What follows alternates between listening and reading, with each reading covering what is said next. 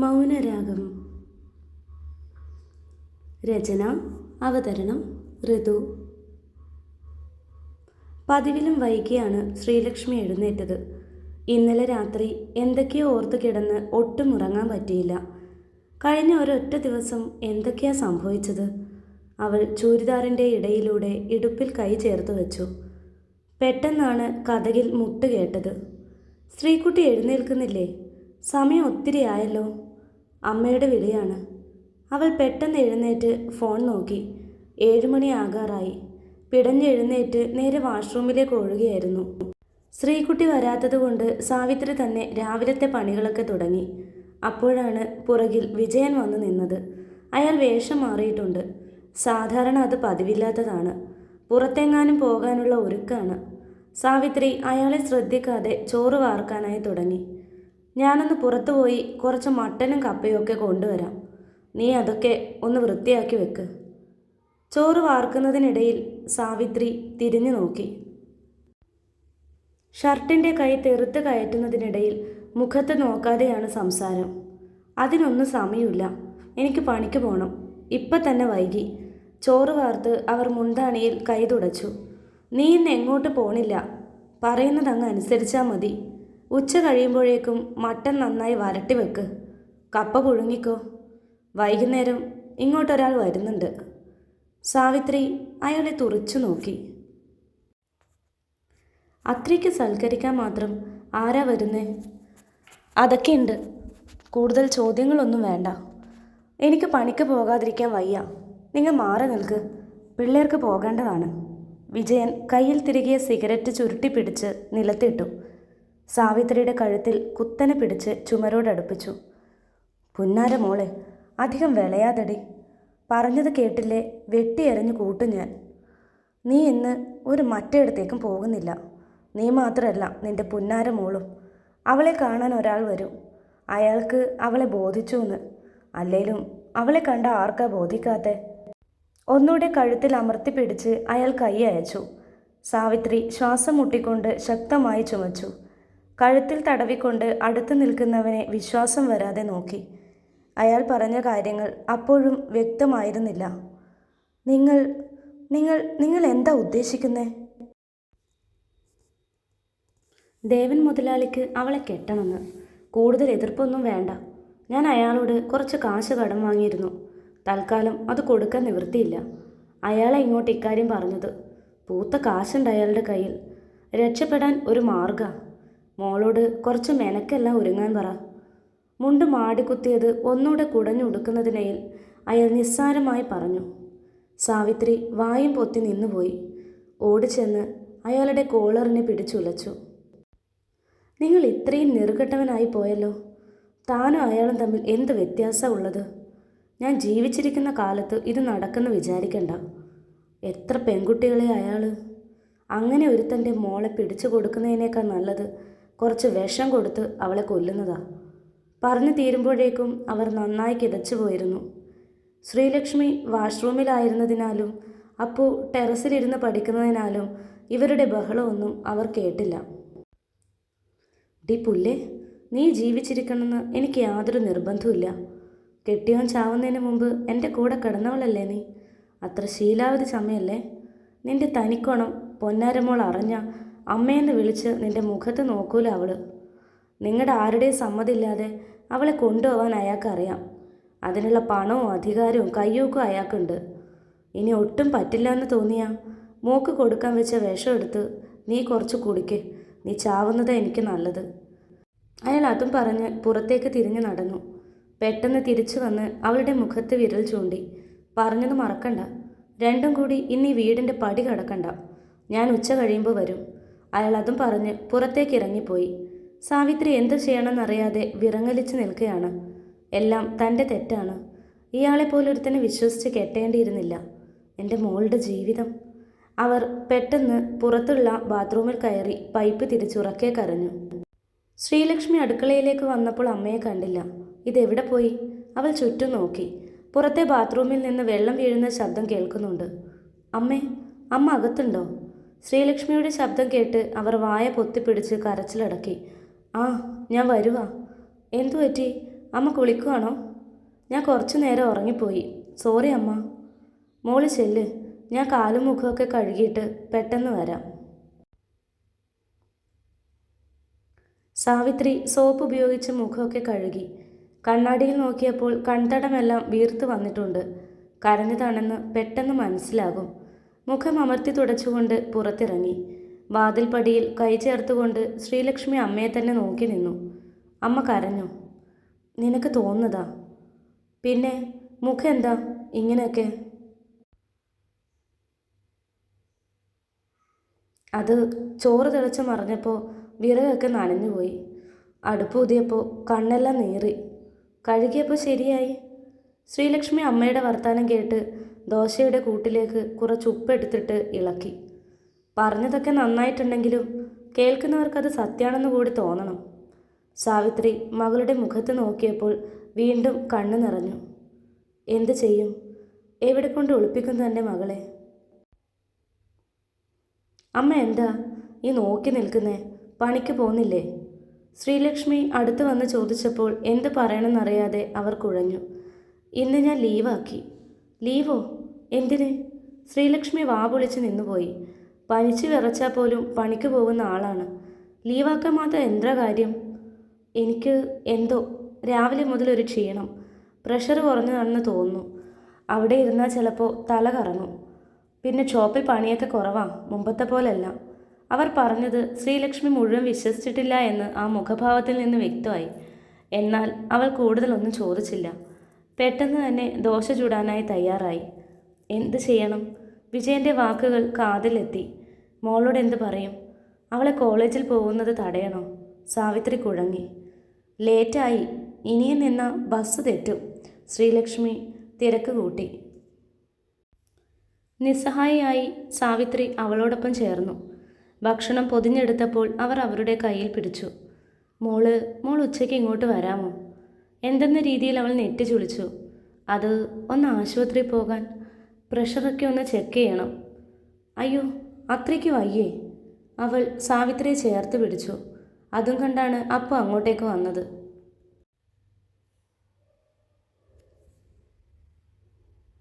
അമ്മയും മോളും കൂടി ആകെ ശോകമൂകാണല്ലോ. പോട ചക്ക. അമ്മേ, വൈകി, ഞാൻ ഇറങ്ങാൻ നോക്കട്ടെ. ശ്രീലക്ഷ്മി പെട്ടെന്ന് തന്നെ റെഡിയാകാനായി റൂമിലേക്ക് പോയി. പച്ച നിറത്തിൽ ഒരു കോട്ടൺ ചുരിദാർ അവൾ എടുത്തിട്ടു. നീളമുള്ള മുടി മടഞ്ഞിട്ടു. നെറ്റിയിൽ കറുത്ത ഒരു പൊട്ടും തൊട്ട് ആകെ ഒന്ന് നോക്കി. എല്ലാവരോടും യാത്ര പറഞ്ഞിറങ്ങിയപ്പോൾ അച്ചു ഒട്ടും ക്ഷമയില്ലാതെ അവളെ നോക്കുന്നത് ദൂരത്തു നിന്ന് ശ്രീലക്ഷ്മി കണ്ടു. ആള് മൊത്തത്തിൽ തിളങ്ങിയിട്ടുണ്ട്. ചുവന്ന ലഹങ്കയാണ് വേഷം. അത്യാവശ്യം മേക്കപ്പൊക്കെ ഇട്ട് തലയിൽ പൂവൊക്കെ ചൂടിയിട്ടുണ്ട്. നീ വരൂലേന്ന് ഞാൻ പേടിച്ചു. ശ്രീലക്ഷ്മിയുടെ നേരെ നടന്നുകൊണ്ട് അച്ചു പറഞ്ഞു. എങ്ങനെയുണ്ടെന്ന് കാണാൻ? അവൾ കൈകൾ വിടർത്തി ഒന്ന് വട്ടം ചുറ്റി. സുന്ദരിയായിട്ടുണ്ട്. ഹരിയേട്ടൻ എന്നെ കണ്ട് ഇഷ്ടം തോന്നൂലേ? അച്ചു, നീ സത്യം പറ, എങ്ങോട്ട് പോകാനാ ഉദ്ദേശം? എനിക്ക് നന്നായി പേടിയാവുന്നുണ്ട്. പിന്നെ ഉച്ചയ്ക്ക് വീട്ടിലെത്തണം. അമ്മയ്ക്ക് വയ്യ, ഹോസ്പിറ്റലിൽ പോകണം. അതൊക്കെ എത്താം, നീ വാ. ശ്രീലക്ഷ്മിയുടെ കൈയും പിടിച്ച് അച്ചു നടന്നു. എങ്ങോട്ടേക്കാ പോണേന്നൊന്ന് പറ. ടൗണിലേക്ക്. അവിടെ ഹരിയേട്ടൻ ഉണ്ടാവും. നമുക്ക് RMS തന്നെ പോവാം, എന്നിട്ട് ടൗണിലിറങ്ങാം. അച്ചു എന്തൊക്കെയോ മനസ്സിൽ കണ്ടിട്ടുണ്ടെന്ന് ശ്രീലക്ഷ്മിക്ക് മനസ്സിലായി. ബസ് സ്റ്റോപ്പിലെത്തിയപ്പോൾ ശ്രീലക്ഷ്മി മുന്നോട്ട് നോക്കി. സ്റ്റാൻഡിൽ ടിപ്പറൊന്നും കണ്ടിരുന്നില്ല. ബസ് വന്ന് കയറിയപ്പോഴും കോളേജ് സ്റ്റോപ്പിൽ ബസ് നിർത്തിയപ്പോഴും അവളുടെ നെഞ്ച് പടപടാന്നിടിച്ചു. അടുത്തിരിക്കുന്നവരുടെ മുഖത്താകട്ടെ യാതൊരു ടെൻഷനുമില്ല. ഭയങ്കര സന്തോഷത്തിലാണ്. ഇടയ്ക്കിടെ എന്തൊക്കെയോ ഓർത്ത് ചിരിക്കുന്നുണ്ട്. ടൗണിലിറങ്ങിയപ്പോൾ ശ്രീലക്ഷ്മിയുടെ കൈയും പിടിച്ച് മുന്നോട്ട് നടന്നു വച്ചു. മാർക്കറ്റിലേക്കാണ് നടക്കുന്നതെന്ന് മനസ്സിലായപ്പോൾ ശ്രീലക്ഷ്മി ഒന്ന് നിന്നു. അച്ചു, നീ ശരിക്കും പറ, നമ്മൾ എങ്ങോട്ടേക്കാണ് പോന്നേ? അത് പറയാതെ ഞാൻ ഒരടി മുന്നോട്ട് വയ്ക്കില്ല. ഉറപ്പോടെയാണ് അവളത് പറഞ്ഞു നിർത്തിയത്. അച്ചു ശ്രീലക്ഷ്മിയെ റോഡിൻ്റെ സൈഡിലേക്ക് മാറ്റി നിർത്തി. ശ്രീ, അത് മാർക്കറ്റിൽ അവർക്ക് കുറച്ച് റൂമുണ്ട്, ഒരു ലോഡ്ജ് പോലെ. എല്ലാ വെള്ളിയാഴ്ചയും ഹരിയേട്ടൻ ഇവിടെ വരും. എസ്റ്റേറ്റിലേക്കുള്ള സാധനങ്ങൾ മാർക്കറ്റിൽ നിന്നാണ് എടുക്കുന്നത്. അവരുടെ കണക്കൊക്കെ സെറ്റ് ചെയ്യാൻ. അപ്പോൾ ആ റൂമിലാണ് നിൽക്കുക. ഇതൊക്കെ നിന്നോട് ആരാ പറഞ്ഞേ? ഞാൻ അച്ഛൻ്റെ കൂടെ ഒന്ന് രണ്ട് തവണ ഇവിടെ വന്നിട്ടുണ്ട്. അച്ഛന് മാർക്കറ്റിൻ്റെ അങ്ങേ സൈഡിൽ രണ്ട് കടയുണ്ട്. ഹരിയേട്ടനെ കാണാൻ റൂമിൻ്റെ താഴെ പോയിരുന്നു അന്ന്. അന്നാ ഞാൻ ആദ്യമായിട്ട് ഹരിയേട്ടനെ കാണുന്നേ. അച്ഛനും ഹരിയേട്ടനും പരസ്പരം സംസാരിക്കുന്നത് കേട്ടതാ ഇതൊക്കെ. അച്ചു പറഞ്ഞു. ഇത്രയ്ക്ക് വിവരമുണ്ടായി പോയല്ലോ നിനക്ക്. ശ്രീലക്ഷ്മിക്ക് ദേഷ്യം വന്നിരുന്നു. ഒരു ലോഡ്ജിലേക്ക് നമ്മൾ കയറി ചെന്ന ആൾക്കാർ എന്താ പറയാന്നറിയോ? നിന്റെ അച്ഛനെങ്ങാനും അറിഞ്ഞാൽ എന്താ ഉണ്ടാവുക? ജീവനോട് ബാക്കി വെച്ചേക്കോ? ഇവിടെ ആണേൽ മുഴുവൻ ആണുങ്ങളേ ഉള്ളൂ. നീ വന്നേ, നമുക്ക് നാളെ ക്ലബിലേക്ക് എങ്ങാനും പോകാം. ശ്രീലക്ഷ്മി അച്ചുവിൻ്റെ കൈ ബലം പിടിച്ച് വലിച്ചു നടന്നു. അവൾ ശക്തമായി കുതറി അവിടെ തന്നെ നിന്നു. ഞാൻ എന്ത് പറഞ്ഞ ക്ലബിൽ പോകുക? നിനക്ക് അത്രയ്ക്ക് ബുദ്ധിമുട്ടാണെങ്കിൽ തിരിച്ചു പോയിക്കോ. ഞാൻ ഒറ്റയ്ക്ക് ഹരിഹരനെ കണ്ടോളാം. അല്ലേലും ഒരാവശ്യം വരുമ്പോൾ ആരെയും കിട്ടില്ല. ചെറുപ്പം മുതലേ കൂടെ ഉണ്ടായിരുന്നെന്ന് പറഞ്ഞിട്ട് എന്താ കാര്യം? കണ്ണു നിറച്ച് അച്ചു പറഞ്ഞപ്പോൾ ശ്രീലക്ഷ്മിക്ക് വല്ലാത്ത വേദന തോന്നി. നീ അങ്ങനെയാണോ എന്നെക്കുറിച്ച് വിചാരിച്ചിരിക്കുന്നത്? അവളുടെ ശബ്ദം ഇടറി. നിനക്ക് എന്നോട് ഇത്തിരിയെങ്കിലും സ്നേഹം ഉണ്ടെങ്കിൽ എൻ്റെ കൂടെ വരും. ഇല്ലേ നിനക്കിപ്പോൾ പോകാം, എന്നെ നോക്കണ്ട. അതും പറഞ്ഞ് കണ്ണു തുടച്ച് അച്ചു മുന്നോട്ട് നടന്നു. ശ്രീലക്ഷ്മി മറ്റൊന്നും ആലോചിക്കാതെ അവളുടെ പുറകെ പോയി ചേർത്ത് പിടിച്ചു. അച്ചു ചെറുതായി പുഞ്ചിരിച്ചു.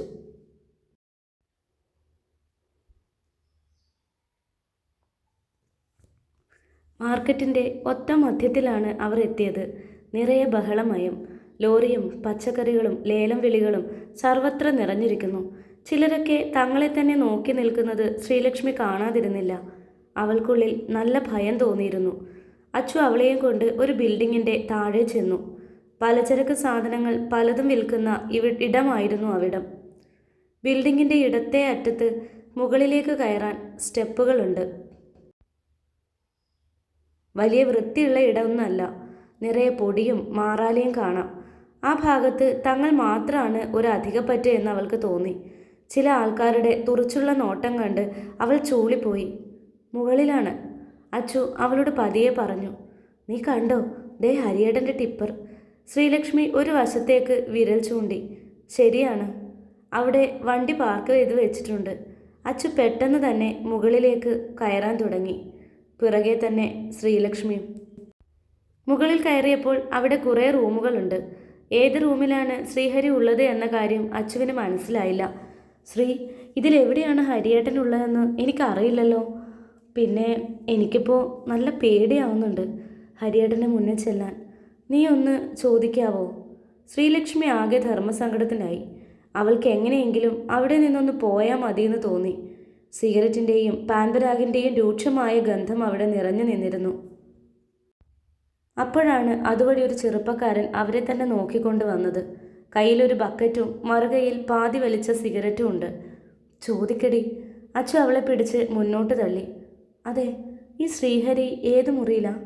അവൾ ഇടർച്ചയോടെ ചോദിച്ചു. അവൻ അടിമുടി അവളെ നോക്കി. മുഖത്ത് വല്ലാത്തൊരു ചിരി നിറഞ്ഞു. എന്നിട്ട് പിറകോട്ട് ഒരു വാതിലിലേക്ക് വിരൽ ചൂണ്ടി. അച്ചു ശ്രീലക്ഷ്മിയുടെ പിറകിലേക്ക് മാറി നിന്നിരുന്നു. അവൾ അച്ചുവിൻ്റെ കൈയും പിടിച്ച് പെട്ടെന്ന് തന്നെ ആ വാതിലിനടുത്ത് ചെന്നു. പെട്ടെന്ന് ചെല്ല്, എന്നിട്ട് നിനക്ക് എന്താ ചോദിക്കാനുള്ളതെന്ന് വെച്ചാൽ ചോദിച്ചിട്ട് വാ. ഞാൻ ഇവിടെ തന്നെ നിൽക്കാം. ശ്രീലക്ഷ്മി അത് പറഞ്ഞപ്പോൾ അച്ചു അവളെ ദയനീയമായി നോക്കി. ശ്രീ, എനിക്കെന്തോ പോലെ. ഞാൻ അങ്ങനെ ചോദിച്ചാൽ എന്നോട് ഒറ്റയടിക്ക് നോന്ന് പറയോ? അത് കേട്ടു നിൽക്കാനുള്ള ശക്തി എനിക്കില്ല. ഒരു കാര്യം ചെയ്യോ, നീ ചെന്ന് ചോദിക്കാവോ? നീ എന്താ അച്ചു പറയുന്നേ? നിനക്ക് പറ്റില്ലെങ്കിൽ നമുക്ക് വേഗം പോകാം. ഓരോരുത്തരുടെയും നോട്ടം കണ്ടിട്ട് എനിക്ക് പേടിയാകുന്നുണ്ട്. ശ്രീ അങ്ങോട്ടും ഇങ്ങോട്ടും നോക്കിക്കൊണ്ട് പറഞ്ഞു. നമ്മൾ ഇത്ര വരെ വന്നിട്ട് എങ്ങനെയാ തിരിച്ചു പോകുന്നേ? എനിക്ക് ഹരിയേട്ടൻ്റെ മുന്നിൽ നിൽക്കാനുള്ള ധൈര്യം ഇല്ലാഞ്ഞിട്ടല്ലേ? ഇഷ്ടമല്ല എന്ന് പറഞ്ഞാൽ താങ്ങാൻ എനിക്ക് പറ്റില്ല. നീ ഒരു മയത്തിൽ പോയി കാര്യം പറ. ഞാനിവിടെ ആരെങ്കിലും വരുന്നുണ്ടോ എന്ന് നോക്കാം. പ്ലീസ്, എൻ്റെ പൊന്നല്ലേ. അവൾ കെഞ്ചിക്കൊണ്ടിരുന്നു. മറ്റൊരു നിവൃത്തിയില്ലാതെ ശ്രീലക്ഷ്മി മുറിയുടെ വാതിൽ നിന്ന് കണ്ണടച്ചുകൊണ്ട് ശക്തമായി മുട്ടി. ഡാ, എഴുന്നേൽക്കടാ, ഒരു കോൾ ഒത്തിട്ടുണ്ട്. വിമൽ ബക്കറ്റും തോർത്തും നിലത്തേക്കിട്ട് കട്ടിലിൽ കമിഴ്ന്നു കിടക്കുകയായിരുന്ന അലനെ തട്ടി വിളിച്ചു. എന്താടാ, മനുഷ്യനെ ഉറങ്ങാൻ സമ്മതിക്കൂലേ? നീ ഇവിടെ കിടന്നോ?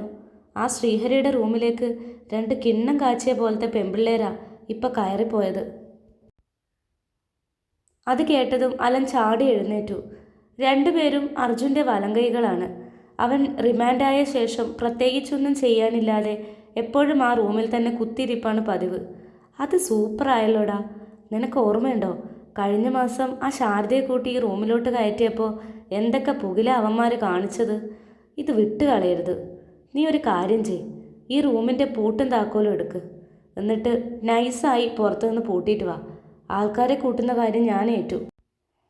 മോഹനേട്ടാ, ഉറങ്ങുവാണോ? രാവിലെ കൈവിട്ട അത്യാവശ്യം നല്ല ടെൻഡറിൻ്റെ കാര്യം ഓർത്ത് കസേരയിൽ കണ്ണുകൾ അടച്ചിരിക്കുകയായിരുന്നു അശ്വതിയുടെ അച്ഛൻ മോഹനൻ. സാധാരണ അയാൾ സൂപ്പർ മാർക്കറ്റിലാണ് പോകാറ്. എന്നാൽ ഇന്ന് മനസ്സിൽ അത്ര സുഖം തോന്നാത്തത് കൊണ്ട് മാർക്കറ്റിലെ കടയിൽ വന്നിരിക്കുകയായിരുന്നു. എന്താടാ? അല്പം നീരസത്തോടെ തന്നെ മോഹൻ ചോദിച്ചു.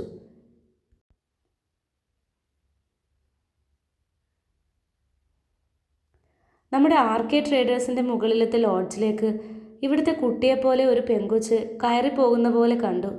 വേറൊരു കുട്ടിയും കൂടിയുണ്ട്. നീ ആരെക്കുറിച്ചാണ് പറയുന്നേ? മോഹനേട്ടൻ്റെ ഇളയ മോളെക്കുറിച്ച്. അശ്വതി. ഞാൻ അവളെ എത്ര തവണ കണ്ടിരിക്കുന്നു. ഒന്ന് പോടാ, അവളിപ്പോൾ കോളേജിലായിരിക്കും. അല്ലെന്നേ, ഞാൻ കണ്ടതാ. ഈ സമയത്തൊക്കെ അവിടെ പോകുന്നത് നല്ല പന്തിയല്ല. നമുക്കൊന്ന് പോയി നോക്കിയാലോ? അത് കേട്ടതും അയാളുടെ നെഞ്ചിലൊരാളൽ. നീ വാ. ഉടുത്ത മുണ്ട് മാടിക്കുത്തിക്കൊണ്ട് മോഹനൻ അയാളോടൊപ്പം പുറത്തേക്കിറങ്ങി. തലയ്ക്ക് കയ്യും കൊടുത്ത് കട്ടിലിൽ മലർന്നു കിടക്കുകയായിരുന്നു ശ്രീഹരി. പെട്ടെന്നാണ് വാതിലിന് ഒരു മുട്ട് കേട്ടത്. മഹേഷ് ആണെന്ന് വിചാരിച്ച് അവൻ എഴുന്നേറ്റ് മുണ്ട് മുറുക്കി ഉടുത്തു. ഷർട്ട് ഇട്ടിരുന്നില്ല. കഴുത്തിലെ വെള്ളിമാല മാറിൽ പറ്റി ചേർന്ന് കിടക്കുന്നു. എഴുന്നേറ്റ് ചെന്ന് വാതിൽ തുറന്നപ്പോൾ മുന്നിൽ കണ്ട ആളെ നോക്കി അവനൊന്ന് അമ്പരന്നുപോയി. തുറന്നു വെച്ച വാതിലിനപ്പുറത്ത് ശ്രീഹരിയെ കണ്ട് ശ്രീകുട്ടിക്ക് കാലും കൈയും വിറച്ചു. അവൾ അശ്വതിയെ തലചിരിച്ചു നോക്കി. അവൾ കൈവരിയോട് ചേർന്നുള്ള തൂണിൻ്റെ മറവിൽ ചാരി നിന്ന് അകത്തേക്ക് പോവാൻ അവളോട് ആംഗ്യം കാണിച്ചു. ദീർഘമായി ഒന്ന് നിശ്വസിച്ചു. ശ്രീലക്ഷ്മി മുന്നിൽ നിൽക്കുന്നവനെ കണ്ണുകൾ ഇറുക്കി അടച്ച് തുറന്നൊന്ന് നോക്കി.